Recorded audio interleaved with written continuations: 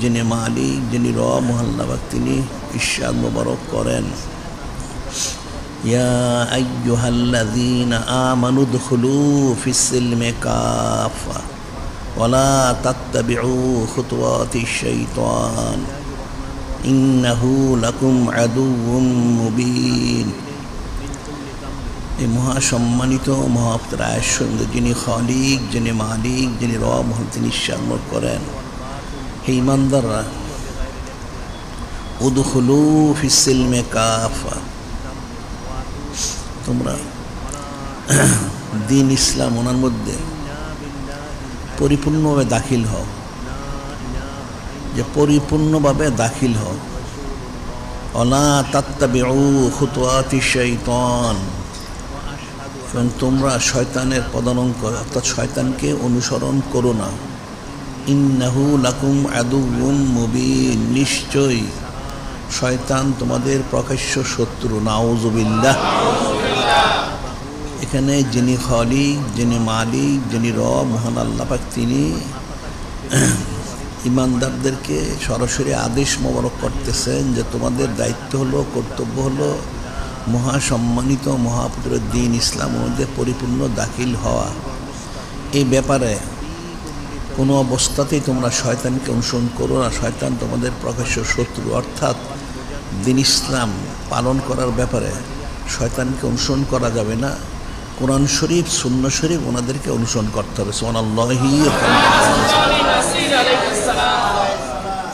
সেটাই নূরে মুজাসসাম হাবিবুল্লাহ হুজুর পাক সাল্লাল্লাহু আলাইহি ওয়াসাল্লাম ইরশাদ করেন, তারাকতু ফীকুম আমরাইন লান তাদিল্লু মা তামাসসাকতুম বিহিমা কিতাবাল্লাহি ওয়া সুন্নতি, যে আমি তোমাদের জন্য দুটো নেয়ামত রেখে যাচ্ছি, যতদিন তোমরা আঁকড়ে ধরবে, থাকবে, এর উপরে ইস্তেকামত থাকবে, ততদিন তোমরা হেদায়েতের উপরে থাকবে, অর্থাৎ তোমরা কখনোই গোমরাহ হবে না। সুবহানাল্লাহি।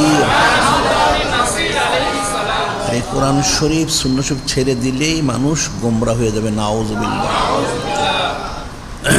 এখন দ্বীন ইসলাম হাদিস শরীফ বর্ণিত রয়েছেন, হযরত ইবনে ওমর রাদিয়াল্লাহু তাআলা আনহু قال رسول الله صلى الله عليه وسلم بني الإسلام على خمس شهادة أن لا إله إلا الله وأن محمد رسول الله صلى الله عليه وسلم وإقام الصلاة وإيتاء الزكاة والحج وصوم رمضان।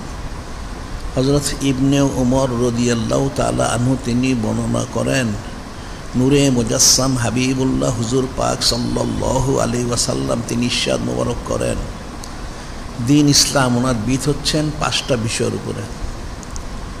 সেই 5টা বিষয় কী হচ্ছেন? প্রথম বলা হচ্ছে সাক্ষী দেওয়া যিনি খালিক, যিনি মালিক, রব, মহাল্লাহ তিনি একক, এবং ওনার হাবিব মাহবুব নূরে মুজাসসাম হাবিবুল্লাহ হুজুর পাক সাল্লাল্লাহু আলাইহি ওয়াসাল্লাম তিনি হচ্ছেন ওনার মহাসম্মানিত মহাপবিত্র রসুল সাল্লাল্লাহু আলাইহি ওয়াসাল্লাম। এটা সাক্ষী দেওয়া প্রথম। এরপরে ইকামিস সালাহ, নামাজ কায়েম করা, ইতা ইজ জাকাত, জাকাত আদায় করা, ওয়াল হজ ও সাওমে রমাদান। চতুর্থ হচ্ছেন হজ শরীফ, এবং পঞ্চম হচ্ছে রমাদান শরীফের রোজা। এখন শরীয়তের যে বিষয়গুলি সেটা হচ্ছে আকায়েদ, এবাদত, মুআমালাত, মুআশারাত এবং তাসাউফ। তাসাউফ হচ্ছে আলাদা একটা বিষয়, যেটা ইলমুল ফিল কল, আর এদিকে হচ্ছে ইলমুল ফিকা। ইলমুল ফিকার মধ্যে হচ্ছে আকায়েদ, ইবাদত, মুআমালাত, মুআশারাত। আকায়েদ তো আকীদা শাস্ত্র, বিশ্বাস শাস্ত্র, যেটা যে বিষয়গুলি বিশ্বাস স্থাপন না করলে মানুষ ইমানদার থাকে না। আর মুআমালাত, মুআশারাত, মুআমালাত হচ্ছে লেনদেন, অর্থনৈতিক যে লেনদেন, ব্যবসা বাণিজ্য, চাকরি বাকরি, খ্যাত খামারি। আর মুআশারাত হচ্ছে মানুষের সাথে জীবনযাপন, বসবাস করা, মানুষের হক্কলিবাদ যে বিষয়গুলি। আর ইবাদত, ইবাদত হচ্ছে এই 5টা বিষয়, সেটাই বলা হচ্ছে বুনিয়াল ইসলাম। দ্বীন ইসলাম ওনার ভিত্তি হচ্ছেন এই 5টা বিষয়। তার মধ্যে চতুর্থ হচ্ছেন হজ শরীফ। এখন এই হজটা মানুষের আদায় করার জন্য আদেশ করা হয়েছে। হাদিস শরীফ মোহাম্মদ ইরশাদ হচ্ছে আন হযরত আবি হুরায়রা রাদিয়াল্লাহু তাআলা আনহু ক্বালা সুয়েলা রাসূলুল্লাহ সাল্লাল্লাহু আলাইহি ওয়াসাল্লাম আইয়ুল আমালে আফজালু, আইয়ুল আমালে আফজালু। হযরত আবু হুরায়রা রাদিয়াল্লাহু তাআলা তিনি বর্ণনা করেন, নূরে মুজাসসাম হাবিবুল্লাহ হুজুর পাক সাল্লাল্লাহু আলাইহি ওয়াসাল্লাম তিনি জিজ্ঞেস করলেন যে আইয়ুল আমালে আফজালু, কোন আমলটা উত্তম? ক্বালা ঈমানুম বিল্লাহি ওয়া রাসূলিহি। প্রথম হচ্ছে ঈমান আনা, ঈমানুম বিল্লাহি ওয়া রাসূলিহি সাল্লাল্লাহু আলাইহি সাল্লাম, যিনি খালিক, যিনি মালিক, যিনি রব মহাল্লা, ওনার প্রতি ঈমান আনা, এবং নূরে মুজাসসাম হাবিবুল্লাহ হুজুর পাক সাল্লাল্লাহু আলাইহি ওনার প্রতি ঈমান আনা। এটা হচ্ছে সবচেয়ে উত্তম আমল, এটি হচ্ছে তৌহিদ। সুম্মা মাজা ইয়া রাসূলুল্লাহ সাল্লাল্লাহু আলাইহি ওয়াসাল্লাম, তিনি আবার জিজ্ঞেস করলেন এরপরে কি ইয়া রাসূলুল্লাহ হাবিব আল্লাহ সাল্লাল্লাহু আলাইহি ওয়াসাল্লাম? আল জিহাদু ফি সাবিলিল্লাহ।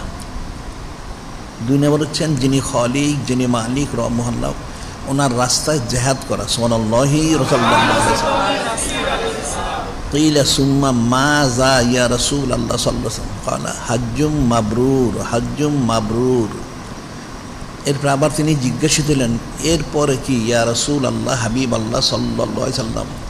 তখন নূরে মুজাসসাম হাবিবুল্লাহ হুজুর পাক সাল্লাল্লাহু আলাইহি ওয়াসাল্লাম তিনি শুরু করেন হজ্জে মাবরুর। শুধু হজ বলেন না, হজ্জে মাবরুর তো মকবুল হজ। এরপরে সুবহানাল্লাহি রাসূল সাল্লাল্লাহু আলাইহি ওয়াসাল্লাম, প্রথম হচ্ছে ঈমান, এরপর বলা হচ্ছে জিহাদ, তারপর হচ্ছে হজ শরীফ। এখন এখানে কিন্তু অনেক ফিকির আছে। ঈমান তো ঠিকই আছে, এরপরে জিহাদের কথা বলা হয়েছে। জিহাদ যদি না করে মুসলমান, তাহলে কিন্তু দিন ইসলামে থাকতে পারবে না। কাফির মুশরিকরা কুফরি শিরকির দ্বারা মুসলমানদেরকে বিভ্রান্ত করবে, নাউযুবিল্লাহ। আর জিহাদটা শুধু তরবারি দিয়ে, অস্ত্রপাতি দিয়েই না, এটা সার্বিকভাবে যে কোনো কুফরি শিরকের বিরুদ্ধে প্রতিবাদ করা, সেটা একটা জিহাদ। আমরা যে বলে থাকি যে প্রতিবাদ মজলিস করতে হবে, এটা একটা জিহাদ। এখানে যে আমরা বাদ জুমা জুলুস করায় থাকি, সেটা একটা জিহাদ। জিহাদের অনেক স্তর রয়েছে। বলা হচ্ছে ঈমানের পরে হচ্ছে জিহাদ, অর্থাৎ ঈমানি জজবাটা এটাকে জিন্দা রাখার জন্য যে বিষয়টা প্রয়োজন, সেটি হচ্ছে জিহাদ। এরপর হচ্ছে হজ্জে মাবরুর। এখন হজ্জে মাবরুর, হজটা করতে হবে কখন? কালামুল্লাহ শরীফ অনুদৃষ্টান্ত করেছে।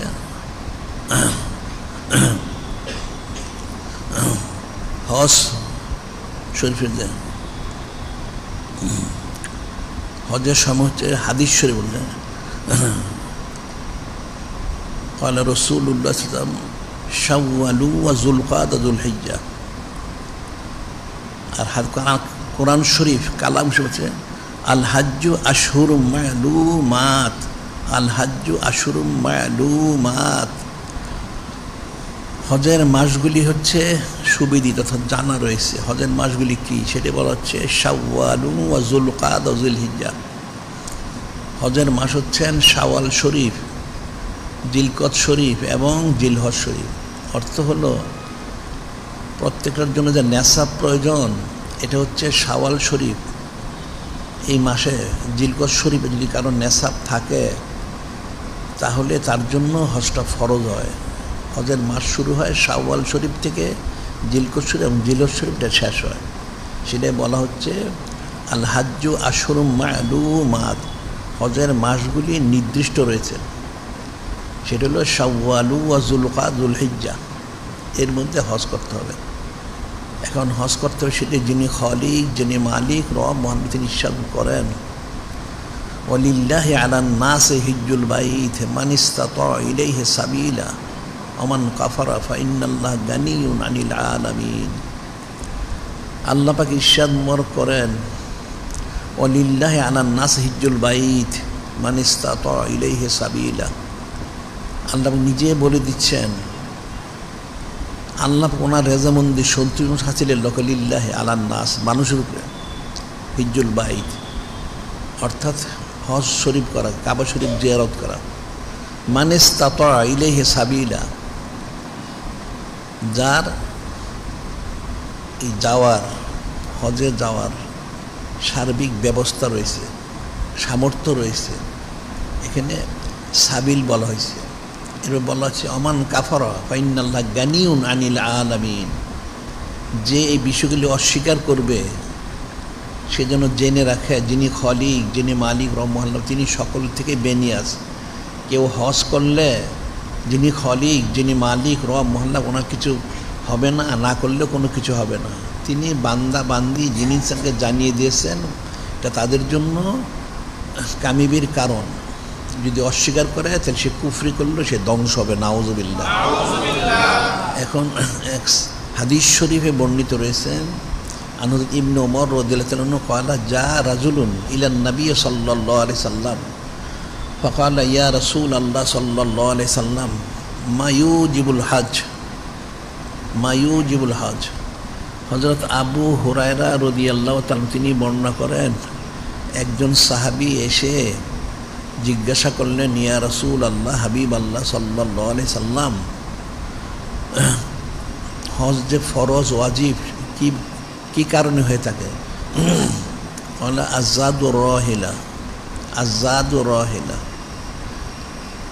পাথেয় এবং বাহন থাকলে হজ ফরজ, অর্থাৎ তার যাওয়ার যে সামর্থ্য থাকে এবং তার যাওয়া আসার খরচ, সংসারের খরচ সব যদি থাকে, তার পথের ব্যবস্থা হচ্ছে পথের নিরাপত্তাটা দুই রকম। একটা হচ্ছে ইমানের নিরাপত্তা, একটা হচ্ছে জানের নিরাপত্তা। যদি থাকে তখন হজটা ফরজ হয়, এছাড়া হজটা ফরজ হবে না, সেটাই বলে দিচ্ছেন। কারণ হজ ফরজ হবে, এটার ব্যাখ্যায় বলা হচ্ছে হজ কাদের উপরে ফরজ হবে।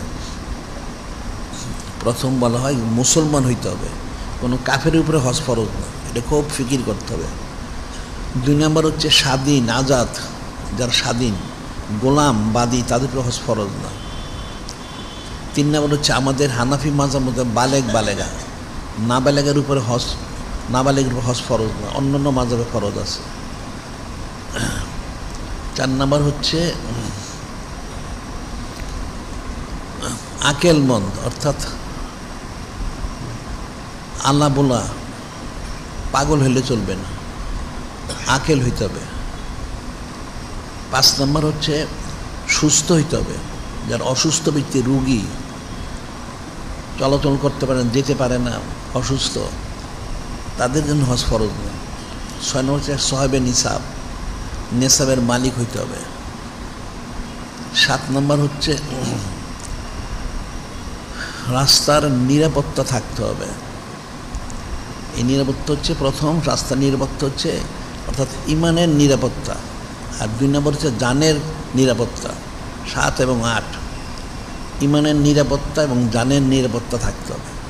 9 নম্বর হজ করতে যে যাবে সেখানে যেন জালেম শাসক না থাকে, কারণ জালেম শাসক ঠিকমতো হজ করতে দেয় না। এই 9টা হচ্ছে পুরুষ মহিলা সকলের জন্য।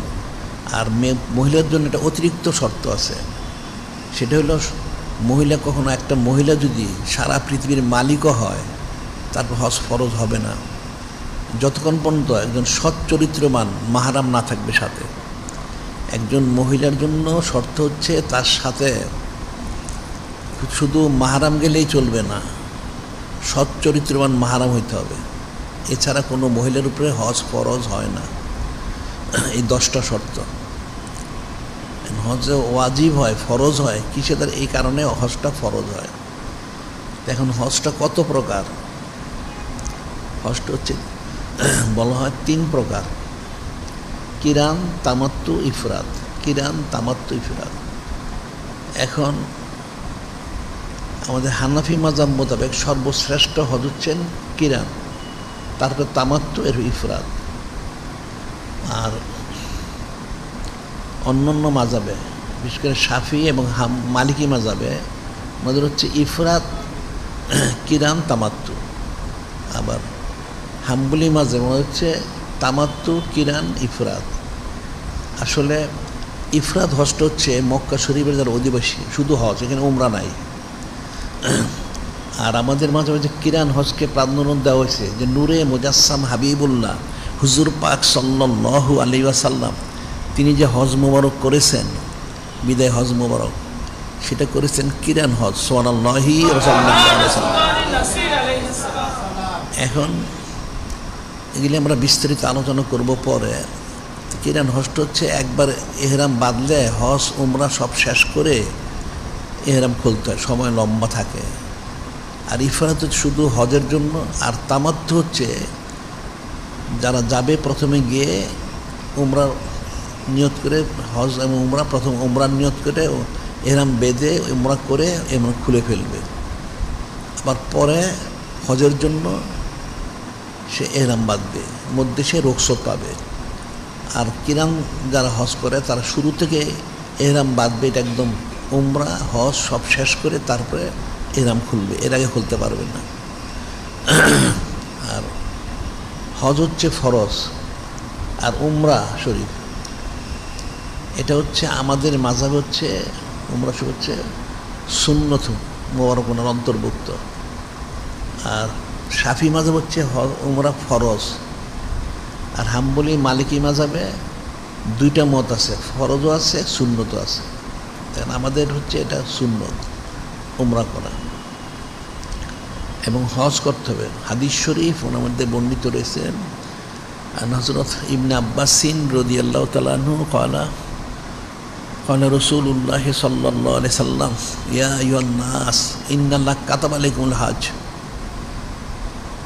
হযরত ইবনে আব্বাস রাদিয়াল্লাহু তাআলা তিনি বর্ণনা করেন, নূরে মুজাসসাম হাবিবুল্লাহ হুজুর পাক সাল্লাল্লাহু আলাইহি ওয়াসাল্লাম তিনি একবার খুদ মোবারক বললেন, ইয়া আইয়ুহান নাস, হে মানুষেরা, ইন্নাল্লাহ কাতাবা আলাইকুমুল হজ, যে আল্লাহ পাক আপনাদের প্রতি হজ ফরজ করেছেন। ফাকামা আল-আকর ইবনে হাবিস রাদিয়াল্লাহু তাআলা, যখন এই বিষয়টা নূরে মুজাসসাম হাবিবুল্লাহ হুজুর পাক সাল্লাল্লাহু আলাইহি ওয়াসাল্লাম ইরশাদ করলেন, একজন সাহাবী, ওনার নাম হচ্ছে আকর ইবনে হাবিস রাদিয়াল্লাহু তাআলা, তিনি দাঁড়ায় গেলেন। ফাকামা হযরত আল-আকর ইবনে হাবিস রাদিয়াল্লাহু তাআলা ক্বালা আফি কুল্লি আমিন ইয়া রাসূলুল্লাহ সাল্লাল্লাহু আলাইহি সাল্লাম, আফি কুল্লি আমিন ইয়া রাসূলুল্লাহ সাল্লাল্লাহু আলাইহি সাল্লাম, আফি কুল্লি আমিন ইয়া রাসূলুল্লাহ সাল্লাল্লাহু আলাইহি সাল্লাম। ফাসাকাত হাত্তা ক্বালা সালাসা, ওই সাহাবী দাঁড়িয়ে পরপর তিনবার জিজ্ঞাসা করলেন, ইয়া রাসূলুল্লাহ, ইয়া হাবিব আল্লাহ সাল্লাল্লাহু আলাইহি সাল্লাম, হজটা কি প্রতি বছরই ফরজ? তিনবার বললেন, হজ কি প্রতি বছর ফরজ? হজটা কি প্রতি বছরই ফরজ হবে? ফাসাকাত হাত্তা ক্বালা সালাসা, নূরে মুজাসসাম হাবিবুল্লাহ হুজুর পাক সাল্লাল্লাহু আলাইহি ওয়াসাল্লাম ওনার কথাগুলি শুনে উনি কিন্তু কোনো জবাব দিলেন না, চুপ থাকলেন। তিনি তিনবার বললেন, যখন বলা শেষ হলো তখন বললেন, লাউ কুলতুহা নাম লাওয়াজাবাত ওয়া লাওয়াজাবাত লাম তা'মালু বিহা লাম তাস্তাতিউ আল হাজ্জু মাররাতুন ফামান যাদা ফাতাতাউ। যখন সেই সাহাবী রাদিয়াল্লাহু আনহু তিনবার পরপর বললেন, নূরে মুজাসসাম হাবিবুল্লাহ হুজুর পাক সাল্লাল্লাহু আলাইহি ওয়াসাল্লাম তিনি কোনো জবাব দিলেন না, তিনি বসে গেলেন। তখন বললেন, হে সাহাবী রাদিয়াল্লাহু তাআলা আনহু, লাউ কুলতুহা নাম, আমি যদি বলতাম যে হ্যাঁ, তাহলে লজাবা, তাইলে তো আপনার জন্য প্রতি বছরই হজ ফরজ হয়ে যেত। লাউ কুলতুহা নাম লাওয়াজাবাত আল্লাহ ওয়াজাবাত লাম তা'মালু বিহা লাম তাস্তাতিউ, যদি প্রতি বছরই হজটা ফরজ করা হতো তাহলে তো উম্মতের পক্ষে সেটা কখনোই সম্ভব হতো না। হযরত সাহাবায়ে কিরাম রাদিয়াল্লাহু তাআলা ওনারা পারতেন, কিন্তু পরবর্তী উম্মত তো পারবে না। কাজী হজ হচ্ছে আল হাজ্জু মাররাতুন, হজ একবার ফরজ, ফামান যাদা ফাতাতাউ, এর অতিরিক্ত করলে সেটা নফল হবে। এখানে কিন্তু আরেকটা মাসালা, সেটা হলো যে নূরে মুজাসসাম হাবিবুল্লাহ হুজুর পাক সাল্লাল্লাহু আলাইহি ওয়াসাল্লাম তিনি যে শারে অর্থাৎ শরীয়ত প্রণেতা, তিনি যে শারে অর্থাৎ শরীয়ত প্রণেতা, তিনি যা বলেন সেটাই শরীয়ত, সেটা এখানে প্রমাণিত হচ্ছে যে নূরে মুজাসসাম হাবিবুল্লাহ হুজুর পাক সাল্লাল্লাহু আলাইহি ওয়াসাল্লাম তিনি ইরশাদ করলেন, আমি যদি বলতাম যে হ্যাঁ, তাহলে আমার উম্মতের প্রতি প্রতি বৎসর হজটা ফরজ হয়ে যেত, কিন্তু তিনি সেটা চান না উম্মতের কষ্ট হোক। কারণ বললে যে ফরজ হয়ে যেত তাহলে উম্মতের কখনো সম্ভব হতো না। এখন জীবনে একবার হজ করাই সম্ভব হয় না, মানুষ যেতে চায় না। তাহলে প্রতি বছর কী করে যাবে? হজ হচ্ছে জীবনে একবার করা ফরজ, অতিরিক্ত হচ্ছে সেগুলি নফল, মুস্তাহাব এবং ফজিলতের কারণ। এই প্রসঙ্গে ওকে আমরা বলে থাকি, একটা ঘটনা ঘটেছিল এক এলাকায়। সেটা হলো কিছু ডাকাত,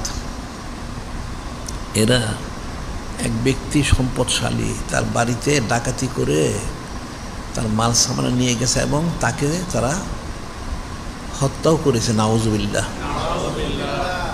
তাকে কতল করে তার লাশটাকে পুড়িয়ে নিশ্চিহ্ন করার জন্য আগুন জ্বালিয়ে সে আগুনের মধ্যে তার লাশটা ফেলে দিয়েছিল। এখন সারা রাত্র কিন্তু তার লাশটা আগুনের মধ্যেই ছিল। যখন সকালবেলা আগুনটা নিভে গেল, সেই লোকটা কিন্তু যেভাবে ছিল সে ইন্তেকাল করেছে ঠিক স্বাভাবিক ছিল, তার শরীরে একটা পশমও পড়ে নেয়। এই কথাটা ছড়িয়ে গেল সব এলাকায়। তো সে এলাকায় একজন বুজুর্গ ব্যক্তি ছিলেন। তো ওনার কাছে লোকরা জিজ্ঞাসা করলো, হুজুর এরকম ঘটনা ঘটেছে। তখন তিনি বললেন যে নিশ্চয় লোকটা 3 বার হজ করেছে। তিনি বললেন নিশ্চয় লোকটা 3 বার হজ্জে মাবরুর করেছে, যে তোমরা সংবাদ নাও। তখন সংবাদ নেওয়া হলো তার বাড়িতে এসে। তারা বলল হ্যাঁ, এই লোকটা 3 বার হজ করেছে। তো তখন লোকজন এসে সেই বুজুর্গ ব্যক্তিকে জিজ্ঞাসা করলো যে হুজুর এটা আপনি কী করে বুঝলেন যে 3 বার হজ করেছে? উনি বললেন কিতাবে আছে। কি আছে কিতাবে? একবার হজ করলে সে ফরজ আদায় করলো, দ্বিতীয়বার হজ করলে সে যিনি খলিক, যিনি মালিক রওনা করেন সে কর্জ দিল, ঋণ দিল, আর তৃতীয়বার হজ করলে সে তার নিজের জন্য দুনিয়া এবং পরকালের আগুনকে হারাম করলো। সুবহানাল্লাহি। রাসূল সাল্লাল্লাহু আলাইহি ওয়াসাল্লাম 3 বার হজ করলে তার জন্য দুনিয়া এবং পরকালে জাহান্নামের আগুনকে সে হারাম করলো। সে যে 3 বার হজ্জে মাবরুর করে, সেই জন্য তাকে আগুনে স্পর্শ করতে পারেনি। কাজে হজ হচ্ছে একবার ফরজ, অতিরিক্ত যতবার করবে সেটা হচ্ছে নফল, মুস্তাহাব ইত্যাদি। আর যেহেতু নূরে মুজাসসাম হাবিবুল্লাহ হুজুর পাক সাল্লাল্লাহু আলাইহি ওয়াসাল্লাম তিনি একবার হজ মোবারক করেছেন। অবশ্য হযরত সাহাবায়ে কিরাম রাদিয়াল্লাহু ওনারা অনেকবার হজ মোবারক করেছে। এখন হজের হুকুম আহকাম, যেহেতু হজটা হচ্ছে শাওয়াল, জিলকদ, জিলহজ, এই 3টা মাস। এখন শাওয়াল শরীফ এর অর্থটা কি? শাওয়াল শরীফ অর্থ হচ্ছে, বলা হয় শাওয়াল, এর অর্থ হচ্ছে যে বাহন তার বাহককে বহন করতে পারে না, একটা অর্থ। আরেকটা হচ্ছে এই শাওয়াল শরীফে আরব দেশের যারা লোকজন তাদের কোনো স্বাভাবিক রিজিকের কোনো ব্যবস্থা হতো না। এই জন্য ওনারা সায়ার এবং সফর, অর্থাৎ সেই মাসে শিকার করে সফর করে রিজিকের ব্যবস্থা করতে, এই জন্যটাকে বলা হচ্ছে শাওয়াল শরীফ। আর এর হচ্ছে জিলকদা, জুকাদা অর্থাৎ যে মাসটা বসে থাকার মাস। এই মাসে এই জিলকদ শরীফ মাসে যুদ্ধ, জেহাদ, মারামারি কাটাকাটি নিষিদ্ধ, হারাম। এটা বসে থাকতে হবে, মারামারি কাটাকাটি করা যাবে না। জুলহিজ্জা অর্থাৎ হজের শরীফের মাস, এটা খাস করে হজ শরীফের মাস। এখন এই 3 মাস হচ্ছে যদি নেশাব পরিমাণ সম্পদ থাকে। নেশাবটা কি? এটা বলা হচ্ছে একটা লোক যে হজ করতে যাবে তার যাতায়াতের খরচ, যাবে এবং আসবে এবং হজের সেখানে থাকবে সার্বিক খরচ, এবং তার যে পরিবার রয়েছে দেশে তাদের সার্বিক খরচ সে আসা পর্যন্ত, এই পরিমাণ যদি তার আর্থিক সচ্ছলতা থাকে তখন তার জন্য হজ ফরজ হয়। এছাড়া হজ ফরজ হবে না। এটা হজ ফরজ আর শর্ত। এখন হজ শব্দের অর্থটা কি? হজ শব্দের অর্থ হচ্ছে যেটা লুগাতি অর্থ, অর্থাৎ আবিধানিক অর্থ, ইচ্ছা, ইরাদা, কষ্ট, নিয়ত করা এবং প্রবল মহব্বত। এটা সাধারণ অর্থ হজের শব্দের। এটা হচ্ছে লুগাতি অর্থ কি, শাব্দিক অর্থ, আবিধানিক অর্থ। আর শরী অর্থ হচ্ছে হজ, সেটা হলো নির্দিষ্ট মাসে, নির্দিষ্ট তারিখে, নির্দিষ্ট সময়ে নির্দিষ্ট কিছু আমল, ফরজ, ওয়াজিব, সুন্নত সম্পাদন করা হচ্ছে হজ। নির্দিষ্ট মাসে, নির্দিষ্ট তারিখে, নির্দিষ্ট সময়ে নির্দিষ্ট কিছু আমল সম্পাদন করা হচ্ছে হজ। যেমন জিলহজ শরীফ মাস ছাড়া অন্য সময় করলে হজ হবে না। আবার নির্দিষ্ট তারিখ, উকুফে আরাফা 9 তারিখেই হইতে হবে, অন্য হজ হবে না। নির্দিষ্ট সময়, উকুফে আরাফার জন্য শর্ত সময় রয়ে গেছে, সূর্য ডলা থেকে সুবহা থেকে পুরো পর্যন্ত, এর মধ্যে অবস্থান করতে হবে, অন্যথায় হজ কোনো দিন হবে না। আর নির্দিষ্ট আমল, হজের যে ফরজ রয়ে গেছে, এহরাম বাঁধা, এর উকুফে আরাফা, তাওয়াফে জিয়ারত, এরপরে রয়ে গেছে সাই, মুজদালিফা অবস্থান করা, রমি কঙ্কন নিক্ষেপ করা, হলক কুরবানি করে হলক চুল কাটা, এর মধ্যে আরও অন্য আমল রয়ে গেছে। এটা হলো হজ। আর উমরা শরীফ বলা হয়, উমরা হচ্ছে অর্থাৎ জিয়ারত করা। উমরা শব্দের লুগাতি অর্থ, আবিধানিক অর্থ হচ্ছে জিয়ারত করা। আর শরী ইস্তেলাই অর্থ হচ্ছে এটা হজের মতোই, তবে হজের জন্য যে সময় নির্দিষ্ট হচ্ছে, এটার জন্য কোনো সময় নির্দিষ্ট নাই, সারা বছর করা যায়। তবে 5 দিন করা হচ্ছে মাকরু, উমরা করা 5 দিন হচ্ছে যখন হজ সম্পাদন করা হয়, 9, 10, 11, 12, 13 জিলহজ শরীফ, এই 5 দিন উমরা করা হচ্ছে মাকরু। তবে একটা শর্ত আছে, সেটা হলো যদি কেউ আগে এহরাম বেঁধে থাকে হজ উমরার জন্য, তাহলে সেটা করতে পারবে। অন্যথায় নতুন করে 9, 10, 11, 12, 13 এই কয়দিন এহরাম বেঁধে উমরা করা, এটা মাকরু তাহারিমি। এটা হচ্ছে হজ আর উমরার মধ্যে পার্থক্য, এটা মনে রাখতে হবে। আর হজের যে পুরুষদের জন্য 9টা শর্ত, মহিলাদের জন্য 10টা শর্ত, সেটা বলা হচ্ছে হাদিস শরীফে। ইবনে আব্বাসিন রাদিয়াল্লাহু তাআলা আনহু ক্বালা রাসূলুল্লাহ সাল্লাল্লাহু আলাইহি সাল্লাম লা ইয়াখলুওয়ান্না রাজুলুন বিইমরাতিন ওয়ালা তুসাফিরান্না ইমরাতুন ইল্লা ওয়া মা'আহা মাহরাম। ফাকালা রাজুলুন ইয়া রাসূলাল্লাহ সাল্লাল্লাহু আলাইহি সাল্লাম উক্তুতিবতু ফি গাজওয়াতে কাযা ওয়া কাযা খারাজাত ইমরাতি হাজ্জাতান।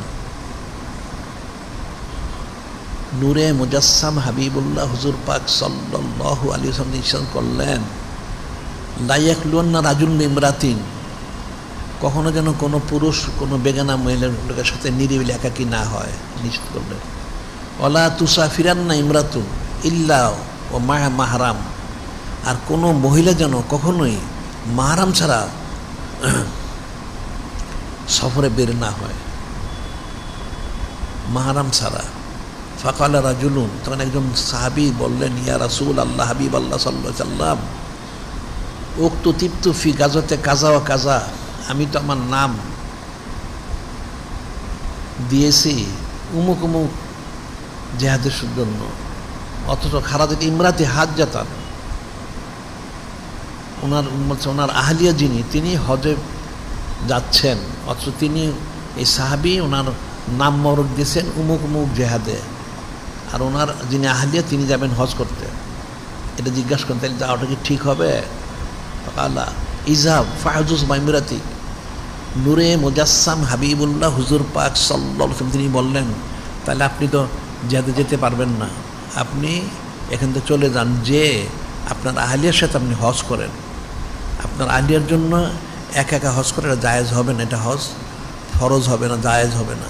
সেই সাহাবী গিয়ে ওনার আহলিয়ার সাথে হজ সম্পাদন করলেন। সুবহানাল্লাহি সাল্লাল্লাহু আলাইহি ওয়াসাল্লাম। কাজী কোনো মহিলার জন্য মাহরাম, তার স্বামী যদি থাকে তাহলে তো কোনো কথা নাই।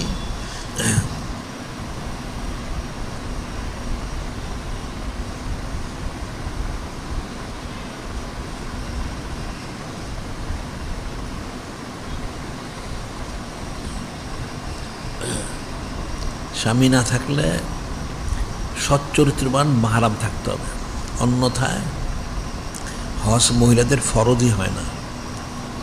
বিষয়টা খুব ফিকির করতে হবে, হজ ফরজের শর্ত। এখন যদি কারো হজ ফরজ হয় তাহলে হাদিস হচ্ছে আনহু ইবনে আব্বাসিন রাদিয়াল্লাহু তাআলা আনহু ক্বালা ক্বালা রাসূলুল্লাহ সাল্লাল্লাহু আলাইহি সাল্লাম মান আরাদাল হাজ্জা ফালিউআজ্জিল, যদি কেউ হজ তার ফরজ হয়ে গেছে, সে নিয়ত করেছে, তাহলে সে যেন তাড়াতাড়ি হজটা করে নেয়। কারণ হয়তো এই বছর তার সচ্ছলতা আছে, পরের বছর নাও থাকতে পারে। এখন ফরজ হয়ে গেছে, তাকে করতে হবে। যদি তার সচ্ছলতা থাকে, সব ব্যবস্থা থাকে, এটা আদেশ মোবারক করা হয়েছে। আবার হজের মধ্যে হজ তো করতে যাবে, ঠিক আছে, তাহলে সেখানে তার আমলটা কি হবে সেটাই বলা হচ্ছে কালামুল্লাহ শরীফে, ফামান ফারাদা ফিন্নাল হাজ ফালা রফাসা ওয়ালা ফুসুকা ওয়ালা জিদালা ফিল হজ ওমা তাফআলু মিন খাইরি আলাহুল্লাহ ওয়া তাযাওয়াদু ফাইন্না খায়রাজ যাদিত তাকওয়া ওয়াত্তাকুনি ইয়া উলিল আলবাব। এখানে যিনি খালিক, যিনি মালিক, রহমানকে নিঃসরণ করেন, ফামান ফারাদা ফিন্নাল হজ, যাদের হজ ফরজ হবে, হজ করতে যারা যাবে, ফাল্লা রফাসা ওলা ফুসুক ওলা জিদালা ফিল হজ, তারা যেন হজে যে অশ্লীল কাজ যেন না করেন, নাফরমানিমূলক কোনো কাজ না করে, ঝগড়াঝাটি মারামারি যেন না করে, আল্লাহ নিষেধ করে দিয়েছে। কিন্তু অনেক ফিকির আছে, কিন্তু এখানে বলা হচ্ছে হজ করতে হবে যাদের ফরজ হয়ে গেছে, তবে হজে যে ফাল্লা রফাসা ওলা ফুসুক ওলা জিদালা ফিল হজ, রফাস অর্থ হলো অশ্লীল হারাম কাজ, শরীয়তের খেলাফ অশালীন কাজ, এগুলি যেন না করে। আর ফুসুক অর্থ হল নাফরমানি, কবিরা গুণামূলক কোনো কাজ যেন না করে, ফিস্ক ফুজুর ওলা জিদালা, ঝগড়াঝাটি মারামারি যেন না করে। ওমা তাফআলু মিন খাইরি ইয়ালামুল্লাহ ওমা তাফআলু মিন খাইরিন ইয়ালামুল্লাহ, তোমরা যে আমল করো সেটা আল্লাহ পাক জানেন। আল্লাহ বলে দিচ্ছেন ওমা তাফআলু মিন খাইরিন ইয়ালামুল্লাহ ওয়া তাযাওয়াদু ফাইন্না খায়রাজ যাদিত তাকওয়া ওয়াত্তাকুনি ইয়া উলিল আলবাব, তোমরা পাথেয় সংগ্রহ করো, উত্তম পাথেয় হচ্ছে তাকওয়া, পরেজগারি। সুবহানাল্লাহি সাল্লাল্লাহু আলাইহি ওয়াসাল্লাম। এখন এই যেখানে বলা হয়েছে যে আমরা যে বলি বর্তমানে হজ এটা হবে না, এটা কিন্তু বাতিল ফেরকা ওলামায়ে সু, খারিজি রাফিজি মুতাজিলি অনেকে বলে থাকে আমরা নাকি হজ করতে নিষেধ করি। নাউজুবিল্লাহ, আমরা নিষেধ করি না, আমরা কোরআন শরীফ সুন্নাহ কথা বলি। এখানে বলা হচ্ছে ফাল্লা রফাসা ওলা ফুসুক আলা জিদালা ফিল হজ, হজে যে অশ্লীল বেপর্দা বেহায় কাজ করো না। এখন কিন্তু হজে বেপর্দা হয়, আর অশ্লীল এখন গেলে হারাম কাজ করে। কি হারাম কাজটা করে? ছবি তোলে। প্রথমেই কিন্তু নিয়ম হয়ে গেছে এদেরকে, একটা লোক যে তার যে হজ করতে যাবে, যে অনুমোদন নিবে সরকারি, তার যে অনুমোদন, যেটাকে পাসপোর্ট বলা হয়, সেখানে তাকে ছবি তুলতে হবে, 1 নাম্বার। 2 নাম্বার হলো হজে যেতে হলে কতগুলি ছবি জমা দিতে হয়, শুরুতে শেষ পর্যন্ত প্রায় 18টা ছবি দিতে হয়। এরপরে যখন সে হজ করতে যায়, যারা গেছে তারা জানবে, সেখানে এখন মক্কা শরীফ এবং মদিনা শরীফের মধ্যে এখন শেষ আমরা যে হিসাব নিয়েছিলাম সেটা অনুযায়ী এক এক জায়গায় প্রায় 6000 6500 তারা ক্যামেরা থেকে নিয়ে বসিয়েছে। নাউজুবিল্লাহ। তাদের যে ক্যামেরাগুলি, এগুলির যে ছবি তোলার যোগ্যতা কতটুকু, সাধারণত যে সমস্ত ক্যামেরা পাওয়া যায় বাজারে, এগুলি প্রতি মুহূর্তে 25-30টা ছবি তুলতে পারে, যেগুলি ভালো, প্রতি মুহূর্তে। আর ওখানে তারা যেগুলি ক্যামেরাগুলি বসিয়েছে সেগুলি প্রতি মুহূর্তে কমপক্ষে 400 ছবি তোলে। নাউজুবিল্লাহ। এই যে হাজার হাজার ক্যামেরা বসানো হয়েছে, একটা লোক যে হজ করতে যায়, সে যেখানে তাওয়াফ করবে, জিয়ারত করবে এবং সেখানে অবস্থান করবে, তাহলে তার যে কমপক্ষে হজের জন্য কমসে কম যদি শুধু ইফরাদ হজ করে এটা নিয়ম হলো 7 তারিখে থেকে এহরাম বাঁধতে হয়, 7 তারিখ। আর তার শেষ হয় যেটা তার রোমের কঙ্কর নিক্ষেপ করে ফিরে আসাটা, এটা হলো 13 তারিখ শেষ তারিখ। তাহলে 7 তারিখ থেকে তার যে কমপক্ষে কয়দিন, 7, 8, 9, 10, 11, 12, 13, 7 দিন কমপক্ষে। যদি আগে আসে তাহলে 12 তারিখ আসতে পারে, তাহলে 6 দিন। 7 তারিখে থেকে এহরাম বাঁধতে হয়, একদম সবচেয়ে নিম্ন সময়। আর আগে যারা যায় তারা তো অনেক আগেই বেঁধে থাকে। এই 6-7 দিনে তাহলে কতগুলি তার ছবি উঠবে, কত কোটি কোটি ছবি উঠবে। আর শুধু তারা যে ক্যামেরা দিয়ে ছবি তো তা না, তারা কিন্তু হেলিকপ্টার দিয়ে আবার ছবি তোলে, আবার স্যাটেলাইটের মাধ্যমে ছবি তোলে। নাউজুবিল্লাহ। দেখা যাচ্ছে একজন হাজি সাহেব যে যায়, হোক পুরুষ হোক মহিলা, তার কোটি কোটি ছবি উঠে থাকে। নাউজুবিল্লাহ। আবার পুরুষ মহিলার তারা এখন কিন্তু আগে কিন্তু পর্দার ব্যবস্থা ছিল, কিন্তু এই যে এখন ওয়াহাবি যেটা আসছে এটা ইহুদি। এখন সৌদি যেটা সরকার বলা হয় এটা হলো ইহুদি। এখন দুনিয়ার সমস্ত হারাম কাজ সে করতে এটা প্রকাশ হয়ে গেছে। নাউজুবিল্লাহ। আমরা আরও 40-50 বছর আগেই বলেছিলাম এটা একটা ইহুদি, এটা মানুষ কুফরি করাবে, তাই এখন সেটাই প্রকাশ হচ্ছে। একদিন মানুষ বুঝে নেয় যে আমরা বলেছি যে তারা ইহুদি ওহাবি, তো মানুষ বলছে এটা কেমনভাবে কী করে সম্ভব। এখন তা হাকিকত প্রকাশ হয়েছে। এখন তাদের কথিত তাদের এলাকায় এমন কোনো হারাম কাজ নেই তারা করে না। তাদের সিনেমা সহ যত অশ্লীল অশালীন, এমনকি শরাবখানাও খুলছে। নাউজুবিল্লাহ। পর্দার তো কোনো গুরুত্বই নাই। নাউজুবিল্লাহ। একটা লোক যে হজ করতে যাবে, উমরা করতে যাবে, তাহলে সে কেন যাবে? তাকে তো বলা হয়েছে হজ্জে মাবরুর করার জন্য। সে যখন এই হাজার হাজার ছবি তোলে, তাহলে মাবরুর হবে কোত্থেকে? হজ্জে মাবরুর তো তার কোনো দিন হবে না। এবং উত্তম পাথে হচ্ছে তাকওয়া পরেজগারি। তাকওয়া থাকলো কোথায়? পাথেও তো নিতেই হবে, তাকওয়া পরেজগারি থাকতে হবে, তাহলে হজ তার কী করে হবে?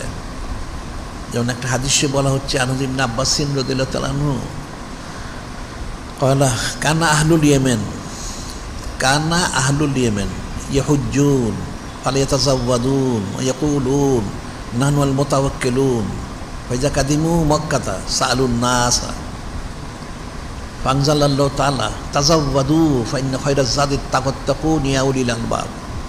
এখানে অনেক ফিকির রয়ে গেছে। এখানে হাদিসে বলা হচ্ছে, হযরত ইবনে আব্বাস রাদিয়াল্লাহু তিনি বর্ণনা করতেছেন, কানা আহলুল ইয়েমেন, ইয়েমেনের কিছু অধিবাসী ছিল ইয়েমেনের, তারা হজ করতে যেত। ইয়াহুজ্জুন ফালা ইয়াতাযাওয়াদুন, তারা কোনো পাথেও নিত না। ফালা ইয়াতাযাওয়াদুন ইয়াকুলুন নাহনু আল মুতাওয়াক্কিলুন, ওই হাজী সাহেব ওনারা বলতেন যে আমরা হলাম তাওয়াক্কুলকারী, আমাদের কোনো পাথেও প্রয়োজন নাই। ফাইজা কাদিমু মক্কাতা সাআলুন নাস, কিন্তু তারা যখন মক্কা শরীফ আসতো, সে মানুষের কাছে তারা খয়রাত করতো। নাউজুবিল্লাহ। ফানজালাল্লাহু তাআলা তাযাওয়াদু ফাইন্না খায়রাজ যাদিত তাকুন ইয়া উলিল আলবাব।